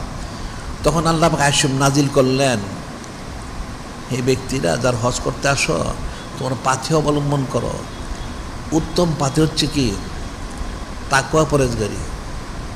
এই বিষয়ে যিনি খলিক, যিনি মালিক, আল্লাহ মনে তোমরা ভয় করো। উত্তম পাথে হচ্ছে তাকওয়া পরেজগারি। এখন কিন্তু ফিকিরের বিষয়, হাজী সাহেব হজ করতে গেছে, তাওয়াক্কুলকারী, সে পাথেও নেয় নাই। সে মক্কা শরীফে গিয়ে সোয়াল করে যে আল্লাহ পাক এটা পছন্দ করলেন না যে তুমি তাকওয়া অবলম্বন করো। এটা যদি তাকওয়ার খেলাফ হয়, তাহলে ওখানে গিয়ে যারা ছবি তোলে, বেপর্দা হয়, তাহলে সেটা কী করে গ্রহণযোগ্য হবে? ওরা তো ফিকিরের বিষয়। এখন যদি বলে সেই প্রসঙ্গে আয়াত তো নাজিল হয়েছে, আল্লাহ পাক কোন স্পষ্ট বলেছেন, ফাস্তানিবুর রিসা মিনাল আওসান অস্তানিবু কাওলা জুর। আল্লাহ পাক স্পষ্ট বলে দিয়েছেন, ফাস্তানিবুর রিসা মিনাল আওসান অস্তানিবু কাওলা জুর, যে ফাস্তানিবুর রিসা মিনাল আওসান, যে তোমরা মূর্তি ছবির অপবিত্র থেকে বেঁচে থাকো। মূর্তি ছবি বা সংশ্লিষ্ট যা আছে, এরা যা নাম দেখ যেটাই হোক, মূর্তি হোক, ছবি হোক, বা যেটা যা কিছু বানায়, মাটি দিয়ে হোক, পাথর দিয়ে হোক, কলম দিয়ে হোক, বা ক্যামেরা আলো দিয়ে হোক, যেটি তারা তৈরি করে, এই সমস্ত এর অপবিত্র থেকে তোমরা বেঁচে থাকো। আল্লাহ পাক স্পষ্ট বলেন ফার্স্ট রিসা মিনাল আওসান অস্তানিবু কাওলা জুর। এখানে কাওলা জুর যদি বলা হয় যে মিথ্যা, অর্থাৎ মিথ্যা কথা শুধু না, অশ্লীল অশালীন কথাবার্তা, গান বাজনা বা শরীরের খেলাপ কথাবার্তা, এই সমস্ত কিছু থেকে তোমরা বেঁচে থাকো। এই কাজ মুসলমানের জন্য করা শোভনীয় না। তো এখন এখানে স্পষ্ট বলা হচ্ছে ছবি এবং মূর্তির অপোজিট থেকে। দেন হজ করতে সে যাবে, এই কাজগুলি করলো। আল্লাহ বলেছেন আল্লাহ রফাস আল্লাহ ফুসুকা আল্লাহ জিদালা, অশ্লীল কাজ করো, বেপর্দা ব্যয় হয়েও না, এবং নাফরমানি কাজ করো না। তাহলে ছবি তোলাটা কত বড় নাফরমানি, এটা তো ফিকির করতে হবে। তাহলে এই হারাম কাজগুলি করতে নিষেধ করা হয়েছে। আর বলা হচ্ছে যেখানে হজের শর্ত হচ্ছে, আসলে মানুষ এই জিনিসটা বুঝে না যে মানুষের নিরাপত্তা, এরা সাধারণভাবে বলে পথের নিরাপত্তা। তাই পথের কী নিরাপত্তাটা? পথের যে নিরাপত্তা, এটি কী নিরাপত্তা? কে জানের নিরাপত্তা, শুধু জানের নিরাপত্তা? আরে জানের যদি নিরাপত্তা নাও থাকে, অথবা হজে গিয়ে যদি মারা যায়, তারও ফজিলত আছে। সেটা হচ্ছে হাদিস রয়ে গেছে। আনহযরত আবি হুরায়রা রাদিয়াল্লাহু আনহু ক্বালা রাসূলুল্লাহ সাল্লাল্লাহু আলাইহি ওয়াসাল্লাম মান খরাজা হাজ্জান ফামাতা কাতাবাল্লাহু লাহু আজরাল হজ ইলা ইয়াউমিল কিয়ামা। মান খরাজা মুতামারান ফামাতা কাতাবাল্লাহু লাহু আজরাল মুতামার ইলা ইয়াউমিল কিয়ামা। মান খরাজা গাজিয়ান ফামাতা কাতাবাল্লাহু আজরাল গাজি ইলা ইয়াউমিল কিয়ামা। এই হাদিস সঙ্গে ইসম করা হচ্ছে, কোনো ব্যক্তি হজ করতে বের হলো, হজ করতে যেয়ে রাস্তায় সে মারা গেল, অথবা কেউ তাকে হয়তো শহীদ করলো, কতল করলো, তাহলে সেই ব্যক্তি যে হজ করতে যে মারা গেল, মারা যাওয়ার কারণে কিয়ামত পর্যন্ত যতগুলি হজ হবে, প্রত্যেকটা হজের সওয়াব তার আমলনামায় দেওয়া হবে। সুবহানাল্লাহি। এক নম্বর। আর কেউ উমরা করতে বের হলো, উমরা থেকে সেও মারা গেল, কিয়ামত পর্যন্ত যতগুলি উমরা হবে, প্রত্যেকটা উমরার সওয়াব নেকি তার আমলনামায় দেওয়া হবে। সুবহানাল্লাহ। কেউ জেহাদ করতে বের হলো, জেহাদ করতে গিয়ে সে শহীদ হয়ে গেল, তাহলে কিয়ামত পর্যন্ত যতগুলি জেহাদ হবে, সমস্ত জেহাদের ফজিলত সওয়াব নেকিগুলি তার আমলনামায় দেওয়া হবে। সুবহানাল্লাহ। এখন পথের নিরাপত্তা, জানের নিরাপত্তা, এটা শর্ত ঠিকই আছে, কিন্তু যদি তারপর ব্যতিক্রমও হয়, সে কিন্তু ফজিলত ঠিকই পাবে। কিন্তু ইমানের নিরাপত্তা যদি না থাকে, সে যদি গিয়ে রাস্তা গিয়ে যদি কাফের হয়ে যায়, নাউজুবিল্লাহ, তাহলে তার হজই তো ফরজ থাকে না, আর ফজিলত পাবে কোত্থেকে?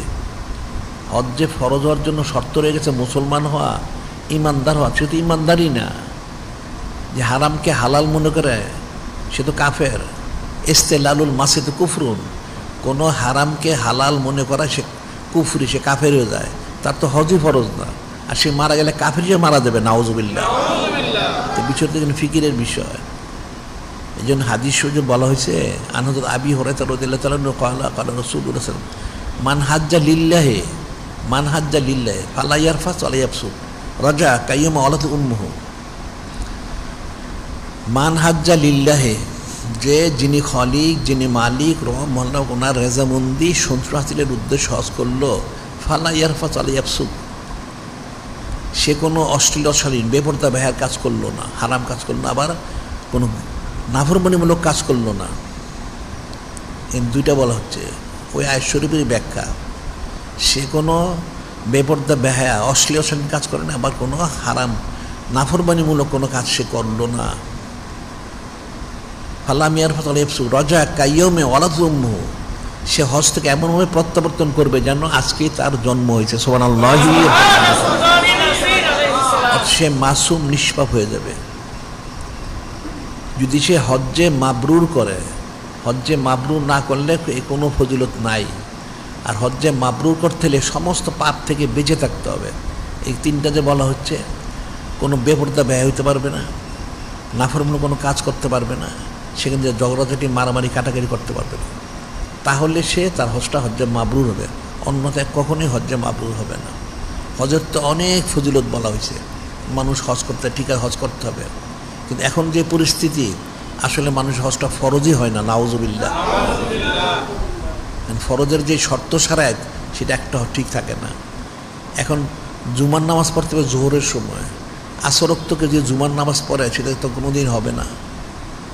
এশার সময় যে ফজরের নামাজ পড়ে সেটা হবে না। সে সময় মতো করতে যখন তার উপরে ফরজ হয়। তাই হজ নেশা পরিমাণ থাকলে ফরজ হবে, কিন্তু আরও তো শর্ত রয়ে গেছে। মুসলমান হইতে হবে, তাকে স্বাধীন হইতে হবে, গোলাম বাদী হইতে পারবে না, আবার বালেগ হইতে হবে, না বালেগ হইলে চলবে না। আবার তাকে আকলমন অর্থ হইল কতগুলি আল্লাহ বলা লোক আছে তাদের হুশ জ্ঞান কম, সেইটা হলে চলবে না, আকলমন্দ হইতে হবে। আবার সুস্থ হইতে হবে, অসুস্থ লোক তার জন্য হজ ফরজ না। এই যদি অসুবিধা হজটা সাকেত হয়ে যায়। এরপরে সাহেবে নিসাব, এই সার্বিক খরচ থাকতে হবে তখন। এটা হলো আর্থিকভাবে। আবার পথের নিরাপত্তা, সেটা দুইটা, একটা হইল তার পথের ইমানের নিরাপত্তা, একটা জানের নিরাপত্তা। আবার বলা হচ্ছে জালেম শাসক। জালেম শাসকটা কেন বলা হইল? জালেম শাসক অর্থটা কি? যে হজে গেলে মানুষকে জুলুম করে, অর্থাৎ হজ করতে দেয় না ঠিক মতো। এখন তো এটা জালেম শাসক। এটা জালেম বলে বলে কাফের। এগুলি জালেম তো একটা স্তর রয়ে গেছে, কোনো স্তর না, এটা কাফের। এটা হারাম কাজ করে সারাদিন, নিজেরাও করে। তো এই কাফের এই জালেম শাসক থাকলে হজ ফরজ হয় না, তাতে ফরতে এমনি সাকেত হয়ে গেছে। আবার এরপরে বলা হচ্ছে এই যে এত কোটি কোটি ছবি তোলা হচ্ছে, তাহলে এখানে যাওয়াটা কতটুকু শরীয়ত সম্মত, এটা একটা ফিকিরের বিষয়। যে হাদিস শরীফ রয়ে গেছে, মুসলিম শরীফ, হাদিস শরীফ, কোরআন শরীফ আছে। আল্লাহ কোরআন শরীফ বলেছেন, উম্মতকে শ্রেষ্ঠত্ব দিয়েছেন। সেটা কি? কুনতুম খায়রা উম্মাতিন উখরিজাত লিন-নাস তা'মুরুনা বিল মা'রুফ ওয়া তানহাউনা আনিল মুনকার তু'মিনুনা বিল্লাহ। আল্লাহ পাক তোমাদেরকে আখির উম্মত, শ্রেষ্ঠ উম্মতে মনোনীত করা হয়েছে। এক নাম্বার, আমাদের কিন্তু কোনো যোগ্যতা নাই। নূরে মুজাসসাম হাবিবুল্লাহ হুজুর পাক সাল্লাল্লাহু আলাইহি ওয়াসাল্লাম, ওনার উম্মত হওয়ার কারণে আমরা আখির উম্মত, আমরা শ্রেষ্ঠ উম্মত হয়েছি। সুবহানাল্লাহি রাসূলুল্লাহ সাল্লাল্লাহু আলাইহি ওয়াসাল্লাম। এখন এই শ্রেষ্ঠত্ব বজায় রাখতে হলে কী করতে হবে? কুনতুম খায়রুন উখরিজাত লিন-নাস তা'মুরুনা বিল মা'রুফ ওয়া তানহাউনা আনিল মুনকার তু'মিনুনা বিল্লাহ। সৎ কাজ আদেশ করতে হবে, বদ কাজে নিষেধ করতে হবে, খালেস ঈমান আনতে হবে। এটা হলো কোরআন শরীফ, ওনার আদেশ। তারপরে হাদিস শরীফে, মুসলিম শরীফের বিশুদ্ধ হাদিস শরীফ, হযরত আবু সাঈদ খুদরি রাদিয়াল্লাহু আনহু বর্ণিত, আর রাসূলুল্লাহ সাল্লাল্লাহু আলাইহি ওয়াসাল্লাম উনি বলতেছেন, আর রাসূলুল্লাহ সাল্লাল্লাহু আলাইহি ওয়াসাল্লাম হলা মান রা মিনকুম মুনকারান, খুব মনোযোগ দিয়ে শুনলে বুঝবেন এগুলি। মান রা মিনকুম মুনকারান ফালিয়ুগাইয়িরু বিয়াদিহি। নূরে মুজাসসাম হাবিবুল্লাহ হুজুর পাক সাল্লাল্লাহু আলাইহি ওয়াসাল্লাম তিনি ইরশাদ মুবারক করেন, তোমরা যদি কখনো শরীয়তের কোনো খেলাপ কাজ দেখো, তাহলে তোমাদের দায়িত্ব হচ্ছে, প্রথম দায়িত্ব তোমাদের শ্রেষ্ঠ উম্মত তোমাদের করা হয়েছে, তোমরা ফালিয়ুগাইয়িরু বিয়াদিহি, ওটা হাতে প্রথমে বাধা দিবে, এটা ফরজ তোমাদের জন্য। ফাইল্লাম ইয়াস্তাতে ফাবিলিসানি। এখন হাতে তো সব জায়গায় বাধার সময়, ওখানে তারা ছবি তোলে, তুমি এখান থেকে কী করে হাতে বাধা দিবে? তাহলে জবানে বলো এটা হারাম, মানে এটা করো না, বলতে থাকো।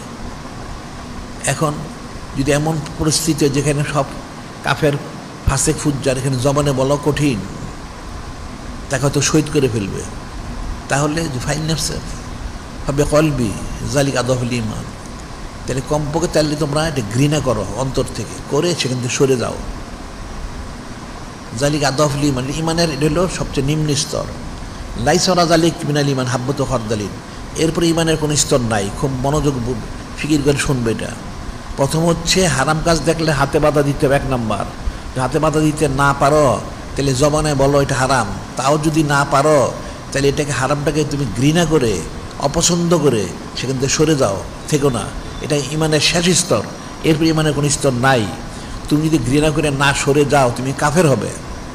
তাহলে এখন যারা হজ করতে যায়, এদিকে হাতে বাধা দেয় না, মুখে বলে তাও বলে না, এটা কিন্তু ঘৃণা করে সরেও যায় না, আবার বারবার যায়, নাউজুবিল্লাহ। তাহলে কি এরা মুসলমান আছে? কাফের হয়ে গেছে, এরা প্রত্যেকে কাফের হয়ে গেছে, নাউজুবিল্লাহ। এখন আওমুন নাস হোক আর আলেম সুফি দরবেশ দাবি করুক, হারামটাকে তারা ঘৃণা করলো না, সে সরে গেল না, বরং তারা হারামের মধ্যে বারবার যায়। আর যে বলে যে এখন এই ওয়াহাবিগুলি খুব সুন্দর নিরাপত্তার ব্যবস্থা করেছে, নাউজুবিল্লাহ। এগুলো তো সবগুলি কাফের হয়ে গেছে, ইমানদার তো একটাও না। তাহলে হজটা ফরজ হবে কী করে? আমরা যে বলি এখন হজ করা শরীয়ত সম্মত, হজ ফরজই হয় না। হজ ফরজ হলে সে করবে, তো বিষয়টা তো ফিকির করতে হবে। হজ করলে, হজ্জে মাবরুর করলে অনেক ফজিলত, হ্যাঁ ঠিকই আছে, হজ তো মাবরুর হইতে হবে। এই তিনটা কাজ থেকে তাকে বাঁচতে হবে। যেমন আরেকটা হাদিসে বলা হচ্ছে, হযরত আব্দুল্লাহ মাসউদিন রাদিয়াল্লাহু তাআলা আনহু ক্বালা ক্বালা রাসূলুল্লাহ সাল্লাল্লাহু আলাইহি সাল্লাম তাবিউ বাইনাল হজ্জি ওয়াল উমরাতি, তাবিউ বাইনাল হজ্জি ওয়াল উমরাতি ফাইন্নাহু ইয়ানফি ফাকরাজ যুনুবা। হযরত ফকিল উম্মত আব্দুল্লাহ বিন মাসউদ তিনি বর্ণনা করতেছেন, নূরে মুজাসসাম হাবিবুল্লাহ হুজুর পাক সাল্লাল্লাহু আলাইহি ওয়াসাল্লাম তিনি ইরশাদ করেন, তাবিউ বাইনাল হজ্জি ওয়াল উমরাতি ফাইন্নাহু ইয়ানফি ফাকরাজ যুনুবা, যে উম্মত তোমরা হজ করো এবং সাথে উমরা করো, নিশ্চয় হজ এবং উমরা মানুষের ফাকরাজ যুনুবা অপমানটা দূর করে দেয়, গুনাহ খাতা মাফ করে দেয়। হজ এবং উমরা করলে তার আল্লাহ পাক এর উসিলাতে রিজিকে তার সচ্ছলতা দান করেন, তার জিন্দিগির গুনাহ খাতাগুলি ক্ষমা করে দেন। সুবহানাল্লাহ। সেটা কীভাবে? কামা ইয়ানফিল কিরু হাবাসাল হাদিদে অজাহাবাল ফিদ্দাতে, কামা ইয়ানফিল কিরু হাবাসাল হাদিদে অজাহাবাল ফিদ্দাত। যেমন এটা বলা হয়, এটা এক একটার এক এক রকম। যেমন রেত দিয়ে লোহা ঘষে পরিষ্কার করে, জঙ্কার দূর করে। এটা বলছে হাফর দিয়ে স্বর্ণ চান্দি এগুলি যেমন পরিষ্কার করা। ঠিক হজ উমরা করলে তার সমস্ত গুনাহ খাতাগুলি তাকে দূর করে দিয়ে তাকে মাসুম নিষ্পাপ করে দেয়। সুবহানাল্লাহ।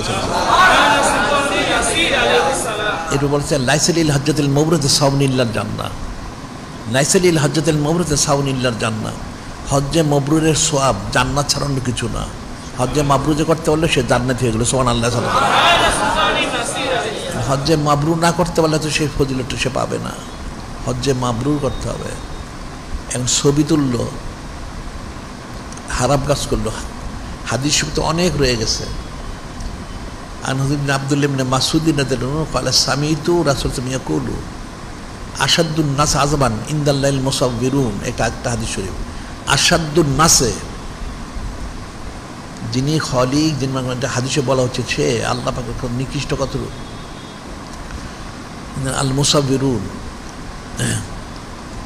যে ছবি তোলে সে আল্লাহ হচ্ছে একটা নিকৃষ্ট প্রাণী। ইন আশাদ্দান নাস আযাবান ইনদাল্লাহিল আল মুসাব্বিরুন। নিশ্চয়ই যারা ছবি তোলে তারা তাদের পরকালে কেমন কঠিন শাস্তি হবে। ইন আশাদ্দান নাস আযাবান ইনদাল্লাহি আল মুসাব্বিরুন, আশাদ্দুন নাস আযাবান ইনদাল্লাহি আল মুসাব্বিরুন। যিনি খলিক, যিনি মানে ওনার কাছে, অর্থাৎ সে কঠিন আযাবে গজবে গ্রেপ্তার হবে যে ব্যক্তি ছবি তোলে, যে ছবি তোলে, ছবি আঁকে বা সংশ্লিষ্ট যা করে, সে কঠিন শাস্তিতে গ্রেপ্তার, সে জাহান্নামী হবে। নাউযুবিল্লাহ। আল মুসাব্বিরুন ইয়াউমুল কিয়ামতে, কিয়ামতের দিন, অর্থাৎ পরকালে সে কঠিন শাস্তির গ্রেপ্তার হবে। যে ছবি তোলে, ছবি আঁকে বা সংশ্লিষ্ট যা কিছু করে, মূর্তি তৈরি করে, যাইটাই করুক সংশ্লিষ্ট। আবার বলা হচ্ছে হযরত ইবনে আব্বাস ক্বালা সামিতু রাসূলুল্লাহ ইয়াকুলু কুল্লু মুসাব্বিরিন ফিন্নার, কুল্লু মুসাব্বিরিন ফিন্নার। স্পষ্ট হাদিসে বলা হচ্ছে, বিশুদ্ধ হাদিসে বলা হচ্ছে, ইবনে আব্বাস রাদিয়াল্লাহু বর্ণনা করতেছেন, প্রত্যেক ছবি তুলনেওয়ালা, আঁকনেওয়ালারা তারা জাহান্নামী। নাউযুবিল্লাহ। প্রত্যেক ছবি তুলনেওয়ালা, আঁকনেওয়ালা হচ্ছে জাহান্নামী। স্পষ্ট বলে দেওয়া হচ্ছে হাদিস শরীফে, কুল্লু মুসাব্বিরিন ফিন্নার ইউজালুল্লাহু বিকুল্লি সূরাতিন সাওয়ারা নাফসান ফায়াযু ফি জাহান্নাম, ইউজালুল্লাহু বিকুল্লি সূরাতিন সাওয়ারা নাফসান। এখানে হাদিসে বলা হচ্ছে পরবর্তীতে যারা ছবি তুললো, ছবি আঁকলো, ইত্যাদি করলো, কিয়ামতের দিন তাদেরকে বলা হবে তোমরা এমনি প্রাণ দাও। আহিয়ু মা খলাকতুম, তারা পারবে না। আল্লাহ পাক ওটাকে প্রাণ দিবেন, দিয়ে ওই ছবিটা, মূর্তিটাকে প্রাণ দিয়ে যে তৈরি করেছে বা তুলেছে তাকে শাস্তি দেওয়ার জন্য ওইটাকে তার তাকে শাস্তি দেওয়ার জন্য সেই ছবিটা মূর্তিটাকে প্রাণ দিয়ে দায়িত্ব দেবে যে তুমি তাকে শাস্তি দাও, নাউজুবিল্লাহ। এখন কোটি কোটি ছবি তুললো, তাহলে তার আযাবটা কেমন হবে? এই কোটি কোটি এই ছবিগুলিকে প্রাণ দিয়ে যিনি খলিক, যিনি মালিক আল্লাহ বলবেন তাহলে এই লোকটাকে তুমি শাস্তি দাও, তখন তার অবস্থা কি হবে? সেটা এক নম্বর জাহান্নামী, নাউজুবিল্লাহ। কাজে ছবি তোলা কারাকা হারাম। এখন হজ যেহেতু করতে হয়, তো এখন তার হজ তো ফরজই হয় না, এক নম্বর। আবার দুই নম্বর হলো বেপর্দা হয়। হাদিস রয়েছে, আর দায়ুসু লা ইয়াদখুলুল জান্নাহ, দায়ুস কখনো বেহেশতে প্রবেশ করবে না।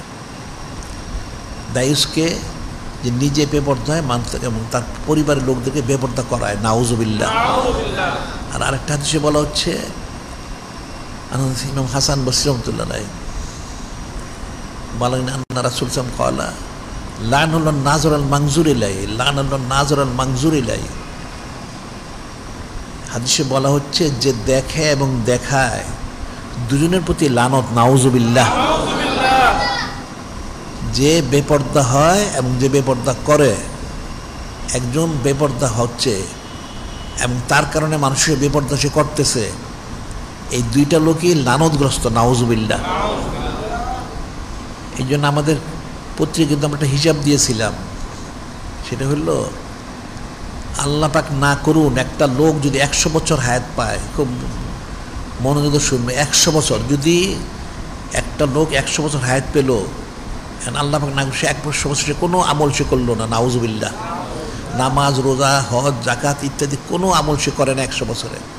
তার যতগুলি গুনাহ হবে এই ফরজ ওয়াজিব তরক করার কারণ, সুন্নত মুআক্কাদ তরক, যতগুলি গুনাহ হবে, একজন মহিলা যদি বেপর্দা হয়ে একটা মজলিসের মধ্যে 1 ঘন্টা ঘুরাঘুরি করে, তার চেয়ে সে বেশি গুনাহগার হবে, নাউজুবিল্লাহ। একটা হিসাব আমরা দিয়েছি।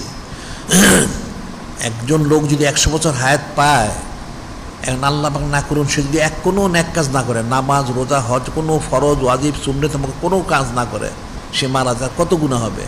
তার যতগুলি গুনাহ হবে, একটা বেপর্দা মহিলা যদি বেপর্দা অবস্থায় রাস্তায় ঘুরে ঘুরে 1 ঘন্টা, শুধু 1 ঘন্টা, তাকে তো যত লোক তাকে দেখবে, যতগুলি গুনাহ হবে, এই লোকটা 100 বছরের কোনো ফরজ ওয়াজিব সুন্নত মুআক্কাদ পালন না করার কারণে যতটুকু সে গুনাহ করছে, তার চেয়ে বেশি গুনাহগার হবে সেই মহিলাটা, নাউজুবিল্লাহ।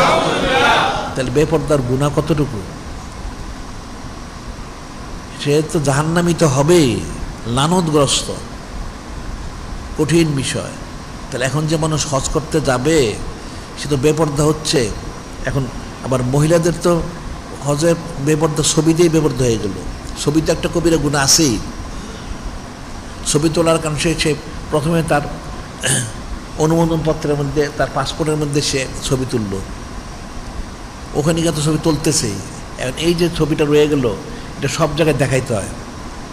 পুরুষ যেটা দেখলো, পুরুষ ঠিক আছে, তার ছবি তোলার গুনাহ হইলো, কিন্তু মহিলারটা যখন পুরুষরা দেখে বারবার, তখন সেটা কি হবে? তার তো 1000 গুণ তার কঠিন কবিরা গুনাহ হবে। তো এটা কোথায় জায়েজ পেল? বিষয়গুলো কিন্তু অনেক কঠিন। এখন এর ওলামায়ে সূরা, এরা আসলে কোরআন শরীফও জানে না, হাদিস শরীফও জানে না। আরেকটা আমরা ঘটনা বলে থেকে, আজকে থেকে অনেক বছর আগে, এটা কিন্তু পত্রিকায় আসছিল, 10-15 বছর 20 বছর হইতে আমার সময় মনে নাই আমার। পত্রিকায় আসছিল একবার, হজের ওখানে আগুন লেগেছিল, মিনাতে আগুন লেগেছিল। আগুন লাগার কারণে কিছু মানুষ ওখানে ইন্তেকাল করেছিল, তার মধ্যে কিছু মহিলাও ছিল। কিছু মানুষ, পুরুষ মহিলা, তারা মারা গেছে সেখানে। তো কয়েকজন মহিলা ছিল। এটা পরবর্তী সময় এদের সম্পর্কে পত্রিকা আসছিল, এদের ছবি দিয়ে, নাউজুবিল্লাহ। এরা ছবি দিয়ে পত্রিকা তারা দিয়েছিল, এবং এটা তারা ওই যোগাযোগ মাধ্যমে, তাদের যত কুফরি মাধ্যম আছে, টিভি, এই সমস্ত যেগুলি আছে, এর মধ্যে তারা প্রচার করেছিল। কি প্রচার করেছিল? ওই মহিলাগুলির 3-4টে মহিলা হবে, তাদের ছবি দিয়ে, বয়স্ক মহিলা, যে মহিলারা খুব পর্দানসীন ছিল, জীবনে কোনো দিন বেপর্দা হয় নাই, হজ করতে গিয়ে মারা গেছে। এখন জিনিসটা ফিকির করতে হয়, মানুষ যে নাদান, মূর্খ। এই মহিলার ছবিটা দিয়ে তারা বলতেছে এই 2-3 জন মহিলা খুব নেককার পরেজগার ছিল, জীবনে কোনো দিন বেপর্দা হয় নাই। হজ করতে গিয়ে মারা গেছে। এখন এই যে ছবি দিল, কি পর্দা হইল না বেপর্দা হইল? হ্যাঁ, এখন কত কোটি কোটি লোক তাদেরকে দেখলো। সে সারা জীবন পর্দা করে যতটুকু নেক কামাই করছিল, এখন এটা দিয়ে সমস্ত কুফরি গুনাহ করলো, নাউজুবিল্লাহ।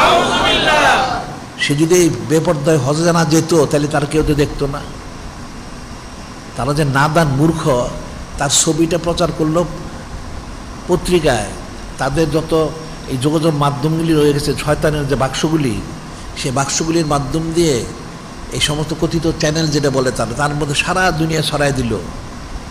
সেখানে কোটি কোটি লোক তাদেরকে দেখলো যে মহিলারা খুব পরেজগার ছিল, জীবনে কোনো দিন বেপর্দা হয় নাই।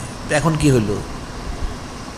এই বেপর্দা হয়ে সে হজ করতে যাওয়ার কারণে সে কঠিন বেপর্দার গুনায় সে গুনাহগার হয়ে গেল, নাউজুবিল্লাহ। সে লানতগ্রস্ত হয়ে গেল। এই হাদিসে বলা হচ্ছে লানন নাজরান মাংজুরিলাই, যে দেখে এবং দেখায় দুজনে লানতগ্রস্ত। তো ফিকির করতে হবে। এখন উচিত ছিল যদি বলে তাহলে কি হজ মানুষ করবেন? হ্যাঁ, হজ করতে হবে। এখন হজ করতে হলে বলতে হবে যেই দেশে থাকে সেই দেশের সরকারকে বল তুমি ছবি ছাড়া অনুমোদনপত্র দাও, পাসপোর্ট দাও, 1 নম্বর। 2 নম্বর হলো সৌদি ওয়াহাবি এই কাফেরগুলিকে বলতে হবে যে তোমরা মক্কা শরীফ মদিনা শরীফের সমস্ত ছবি ক্যামেরা সরায় নাও এবং কোনো অবস্থা ছবি তুলতে পারবে না, এবং সার্বিকভাবে তোমরা পর্দার ব্যবস্থা করো। কাজে পর্দার সাথে যেন সকলে ছবি হজ করতে পারে সেই ব্যবস্থা। এটা দুনিয়া সবাই প্রতিবাদ করা উচিত ছিল। আমরা তো অনেক লেখালেখি করছি আমাদের পত্রিকা, এখন আমরা লেখি, কিন্তু কোনো দুনিয়ার কোনো আলেম ওলামা কথিত যারা সুবিধা দাবি করে এই ওলামায় সুগলি একটাও কিন্তু কোনো দিন আমাদের এই কথাকে তারা সমর্থন করে নাই, নাউজুবিল্লাহ। আমরা অনেক বলেছি, অনেক লেখালেখি করা হয়েছে, এবং যার কারণে তারা অনেকবার অনেক ক্যামেরা তারা কমাইছে আবার বাড়াইছে, অনেক আমরা অনেক বলেছি তাদেরকে। কিন্তু দুনিয়ার কোনো আলেম ওলামা সুবিধর বেশ কেউ তারা আমাদের এই কথাকে সমর্থন করে এই পক্ষে তার কিছু বলে নাই, বরং তারা উল্টোটা বলেছে যে তারা খুব সুন্দর নিরাপত্তার ব্যবস্থা করেছে, নাউজুবিল্লাহ। যেন একটা ঘটনা আমরা বলি, সেটা হলো অনেক বছর আগে আমরা যখন অনেক ব্যাপক তাদেরকে বলা বলি শুরু করলাম, তখন তারা আমাদেরকে একটা চিঠি দিছিল। এরা আমাদেরকে মদিনা শরীফ থেকে একটা চিঠি দিছিল। চিঠির মধ্যে যে বক্তব্য যেটা ছিল, পরে আমরা জবাব দিয়েছিলাম। বললো যে আসলে ক্যামেরা তো এখানে বসানো হয়েছে মানুষের সার্বিক নিরাপত্তার জন্য, নামাজ কালাম এইটা সেটা ইত্যাদি ইত্যাদি। তা আমরা বলছিলাম তুমি নিরাপত্তা করো, তুমি ক্যামেরাতে করবা কেন? তুমি লোক রাখো, যদি ঠিক আছে হজের জন্য জায়গায় জায়গায় লোক বসায় দাও, আর কাতারে কাতারে লোক রাখো যাতে সব সুষ্ঠুভাবে হয়। ক্যামেরা রাখবে কেন? যখন বলা হলো বা সার্বিকভাবে, তখন এরা কোনো জবাব দিতে পারলো না। শুধু জবাব দিল কি, তারা বলল যে আমরা হচ্ছে আরবি, আপনাদের থেকে আমরা আরবি ভাষা বেশি জানি। তারা জবাবে বলল আমরা হচ্ছে আরবি, আমরা আপনাদের থেকে আরবি বেশি জানি, আমরা জন্মগত আরবি, আর আপনারা ওই ভাষা শিখে আরবি শিখেন, আরবি বলেন। তা আমরা তখন আবার জবাব দিয়েছিলাম, হ্যাঁ তুমি ঠিকই বলছো, তোমরা আরবি জন্ম, তোমরা আমাদের চেয়ে অনেক বেশি আরবি জানো, আমরা স্বীকার করি, কোনো অসুবিধা নাই। যে তোমার জন্মগত তো আরবি মাতৃভাষা, তুমি তো বেশি জানবেই, আমরা শিখি, তো তোমরা তোমাদের ভাষা বেশি জানো, হ্যাঁ আমরা স্বীকার করি। তবে কোরআন শরীফ সুন্নাত শরীফ তোমরা জানো না, কোরআন শরীফ সুন্নাত শরীফ তোমাদেরকে আমরা বেশি জানি, সুবহানাল্লাহ। এরপর কিন্তু তারা কোনো জবাব দেয় না, এরপরে তারা কোনো জবাব দেয় না। এই যে বিষয়টা, এরা মানুষের ধোঁকা দেয়। তাহলে এই যে অবস্থা যদি থাকে, তাহলে হজ হবে কী করে? হজ তো হজই তার ফরজ হয় না, হজ যাবে কী করে? আমরা তো সেই কথাটাই আমরা বলি, কিন্তু মানুষ তো এটা ফিকিরই করে না, না করলে বুঝবে কোত্থেকে? বিষয়টা কঠিন বিষয়। হাজী সাহেবের অনেক ফজিলত, তার জান্নাত ওয়াজিব, হ্যাঁ সব ঠিক আছে, কিন্তু ওয়াজিব তো হইল, তার আমলটা কোথায়? হজটা তার ফরজই হয় না, তার ইমানই নাই। হজ্জে মাবরুর হইলে ফজিলত, হজ্জে মাবরুর যদি না হয় তাহলে ফজিলত হবে কোত্থেকে? আর এখন যে হজ করবে শর্ত তো একটা পুরো হয় না। এখন সরকার হইল জালেম, আবার এদিকে হচ্ছে ছবি তুলতে হচ্ছে, বেপর্দা হতে হচ্ছে, তাহলে তো হজের শর্ত সব সাকেত হয়ে গেছে, হজ তো ফরজই হয় না, কীভাবে করবে? এখন ওলামায়ে সুগুলি আর কাফেরগুলি মানুষকে সব দিকে বিভ্রান্ত করে। দেখবে অনেক আজকালকে অনেক মসজিদের মধ্যে তারা ক্যামেরা বসাইছে, নাউজুবিল্লাহ, নামাজটাও নষ্ট করতেছে। বিষয়টা কিন্তু কঠিন অবস্থা। এই যে হাদিসে যে বলা হচ্ছে, প্রথম হচ্ছে ঈমান আনা, এরপরে জিহাদ করা। তো এখন কিন্তু জেহাদ করা ফরজ হয়ে গেছে, ফরজাইন হয়ে গেছে প্রতি পদে পদে। এখন সব জায়গায় তারা ক্যামেরা বসাচ্ছে, ছবি তুলতেছে, আবার এদিকে বেপর্দা হচ্ছে, এরা পর্দার কোনো গুরুত্ব দেয় না।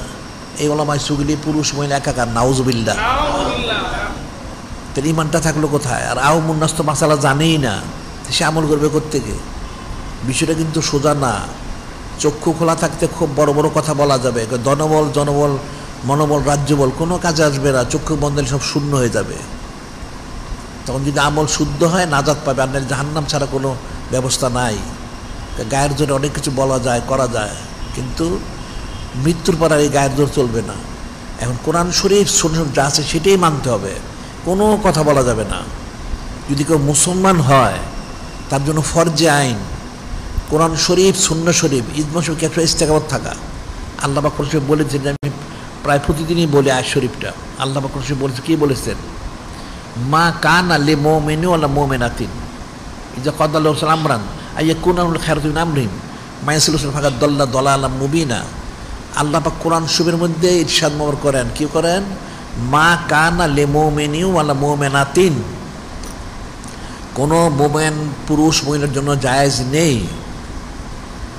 কি জায়েজ নেই? যা কাদাল্লাহু রাসূল আমরান, যিনি খলিক, যিনি মালিক, যিনি রব মহাল্লাক, যিনি নূরে মুজাসসাম হাবিবুল্লাহ হুজুর পাক সাল্লাল্লাহু আলাইহি ওয়াসাল্লাম যা ফয়সালা করেছেন, আদেশ মোবারক করেছেন, নিষেধ করেছেন, তার মধ্যে কোনো মত পেশ করা, যদি কেউ মত পেশ করে সে প্রকাশ্য গুমরাহ, সে গুমরাহ হবে। নাউজুবিল্লাহ। স্পষ্ট কোন আয়াত যে কোরআন শরীফ, সুন্নাহ শরীফ যা আছে ইজমা শরীফ, এর মধ্যে কারো কোনো মত পেশ করা জায়েজ নেই। তাহলে এখানে বলা হচ্ছে পর্দা করা ফরজ, ছবি তোলা হারাম, বলে দেওয়া হচ্ছে জাহান্নামী হওয়ার কারণ। এখন তারপরে সে হজের নাম দিয়ে ছবি তোলে বেপর্দা হয়, তাহলে এটা কোথায় সে জায়েজ পেল? সে তার নিজের মতটাকে প্রাধান্য দিল। নাউজুবিল্লাহ। কিছু কিছু ওলামায়ে সূরা বলে, তাহলে কি হজ বাদ দিয়ে দিতে হবে? না, হজ বাদ দিতে হবে কেন? হজ করার জন্য তোমরা তাদেরকে তাগিদ দাও, হজ করার জন্য তোমরা বলো, কেউ বলো না তো বোবা। এটা হাদিসে রয়ে গেল, সব হারাম কাজ দেখলে হাতে বাধা দাও, মানে মুখে বাধা দাও। তো তোমরা মুখে বলো, তোমরা কেউ মুখে বলো না, বরং নিজেরাই ছবি তোলো সারাদিন। নাউজুবিল্লাহ। বিষয় কিন্তু ফিকির করতে হবে। কোনো মুসলমানের পক্ষে গর্দান নেহাদান বতাত, মুসলমান কাকে বলে? যে বিনা চুচার কিলোকালে সব মেনে নেয়, সে হলো মুসলমান। এটি কিন্তু এটা আমি সবসময় বলে থেকে যে সেটা হলো কোনো মুসলমানের পক্ষে কোনো বিষয় কোনো মত পেশ করা জায়েজ নাই, কোনো মত পেশ করা জায়েজ নাই। কোরআন শরীফ, সুন্নাহ শরীফ, ইজমা শরীফ কেসত আছে সেটাই বলতে হবে, এর বাইরে বলার কোনো অধিকার কারো নাই। যদি কেউ বলে সে প্রকাশ্য গুমরাহ, সে গুমরাহ হবে। নাউজুবিল্লাহ। বিষয়টা ফিকির করতে হবে। তাহলে এখন হজ করবে, যে হজ আমরা বলি যে এখন হজ মানুষের ফরজই হয় না, তাহলে তারা দলিল পেশ করুক। আল্লাহ তো বলছেন, হা তো বুরহানাকুম ইন কুনতুম সাদিকিন, তোমরা সত্যবাদী হলে দলিল পেশ করো। ওই দলিল কোথায় তাদের? এদের ছবি তোলা জায়েজ বলে, তাহলে দলিল দাও। এভাবে বেপরদা হওয়া জায়েজ আছে, দলিল দাও, কোথায় আছে? এগুলি সব তাদের মন গড়া বানানো কুফরি আকীদা। যে কুফরি করে, যে হারামকে হালাল বলে, ইস্তেলালুল মাসিদে কুফরুন, কোন শরীয়তে হারামকে হালাল, হালালকে হারাম বলা কুফরি। রিদা বিল কুফরি কুফরুন, কোনো কুফরিতে সন্তুষ্টি প্রকাশ করা সেটাও কুফরি। তাহলে তারা ছবি তোলে, যেমন তোমরা কী করে সন্তুষ্টি প্রকাশ করো, সে তো কুফরি। বিষয়টা ফিকির করতে হবে। হজ্জে মাবরুর করতে হবে, কিন্তু হজ্জে মাবরুরের শর্তগুলি পুরা করতে হবে, অন্যথায় কোনোদিন সে ফায়দা লাভ করতে পারবে না। আবার হাদিস আল্লাহ হাদিসে রয়ে গেছে, আবি হুরায়রা রাদিয়াল্লাহু তাআলা আনহু আনান নবী সাল্লাল্লাহু ক্বালা আল হাজ্জুল উমরু আব্দুল্লাহ ওয়াইন দাওহু আজাবাহু ওয়াইন ইস্তাগফিরুহু গাফারা লাহু। হাদিসে বলা হচ্ছে, যারা হাজি সাহেব উমরাকারী তারা হচ্ছে আল্লাহ ওনার প্রতিনিধি। হজ অবস্থায় যদি তারা দোয়া করে, আল্লাহ সমস্ত দোয়াগুলি কবুল করেন। সুবহানাল্লাহ। ক্ষমা প্রার্থনা করে, সবগুলি ক্ষমা করে দেন। যদি হজ্জে মাবরুরকারী হয়, শুধু হজ করলে হবে না। এখন তো তারা হজের মাসালাই জানেন না। একটা লোক সমস্ত হজ করলো, এখন তো আবার আরেকটা জিনিস এখানে ফেতনা রয়ে গেছে। এটা তো হলো ছবি এবং বেপর্দা। আরেকটা হচ্ছে কি চাঁদের বিষয়, এটাও মুসলমানরা জানে না। আমরা সবসময় বলে থাকি চাঁদের তারিখ তারা পরিবর্তন করে। উকুফ আরফা হচ্ছে 9 তারিখে ফরজ, কেউ যে 8 তারিখে উকুফ আরফা করে জীবনে তার হজ হবে না। এই যে তারা চাঁদের তারিখটা পরিবর্তন করে কবে থেকে এটা মানুষ জানে না। আমাদের পত্রিকা দিয়েছে, আমাদের রেসালা সব বের হয়েছে। এরা 1948 সাল থেকে 1948 সাল থেকে এদের যে ওই সময় থেকে তারা চাঁদের তারিখ পরিবর্তন করে যাচ্ছে। আগে তারা কাফেলার মধ্যে আক্রমণ করতো যাতে মানুষ হজ করতে যেতে না পারে। যখন দেখলো কাফেলা তো আক্রমণ করার সুযোগ নেই, এখন তো মানুষ বিমানে যায়, আক্রমণ করবে কোত্থেকে, তখন তারা তারিখটা পরিবর্তন করা শুরু করলো। এখন সবসময় দেখবে আমাদের সাথে ওই সৌদি ওয়াহাবিদের তারিখ কিন্তু 1 তারিখে হওয়ার কথা ছিল, হয়তো কখনো ব্যতিক্রম একদিন হইতে পারে, আর নাহলে 1 তারিখে হবে। আমাদের থেকে মক্কা শ্রীমন্দির পার্থক্য মাত্র 3 ঘন্টা, কাজে চাঁদের সমস্যার কথা ছিল না, কিন্তু তারা 1 দিন 2 দিন আগে করে সবসময়। এর একটা যেটা উম্মুল করে একটা তাদের একটা বার্ষিক সময়সূচি আছে ইহুদিদের, সেটাকে অনুসরণ করে, সেখানে অনুসরণ করে তারা চাঁদের তারিখটা পরিবর্তন করে। এখন চাঁদের তারিখ হচ্ছে এগুলো তো তোমরা না পড়লে তো বুঝবে না, না শুনলে বুঝবে কেমনে। এরা চাঁদের চাঁদটা যখন অমাবস্যা হয় এটাকে শূন্য, যেটা তাদের ভাষায় বলে জিরো মুন হয়, এরা কিন্তু বলে সেটা নূতন, নিউ মুন বলা হয়, নূতন। ওই তখনই গোনে 1 তারিখ, যখন আমাদের শরীয়ত অনুযায়ী যখন আকাশে চাঁদটা দেখা যাবে তখন 1ম তারিখ। এরা কিন্তু আগে 1 তারিখ গুনে ফেলে, যার জন্য কোনো দিন মিলে না। দেখবার সবসময় আমাদের আগে আগে তারা থাকে। এখন যদি জিলকদ শরীফ মাসেও তারা এরকম কাজ করেছে আমাদের একদিন আগে। এখন জিলকদ শরীফ মাসে একদিন আগে করে, তাহলে উকুফ আরফ হবে কেমনে? উকুফ আরফ তো 9 তারিখে ফরজ। 9 তারিখে যদি সে 8 তারিখে করে উকুফ আরফা, তো জীবন হজ হবে না।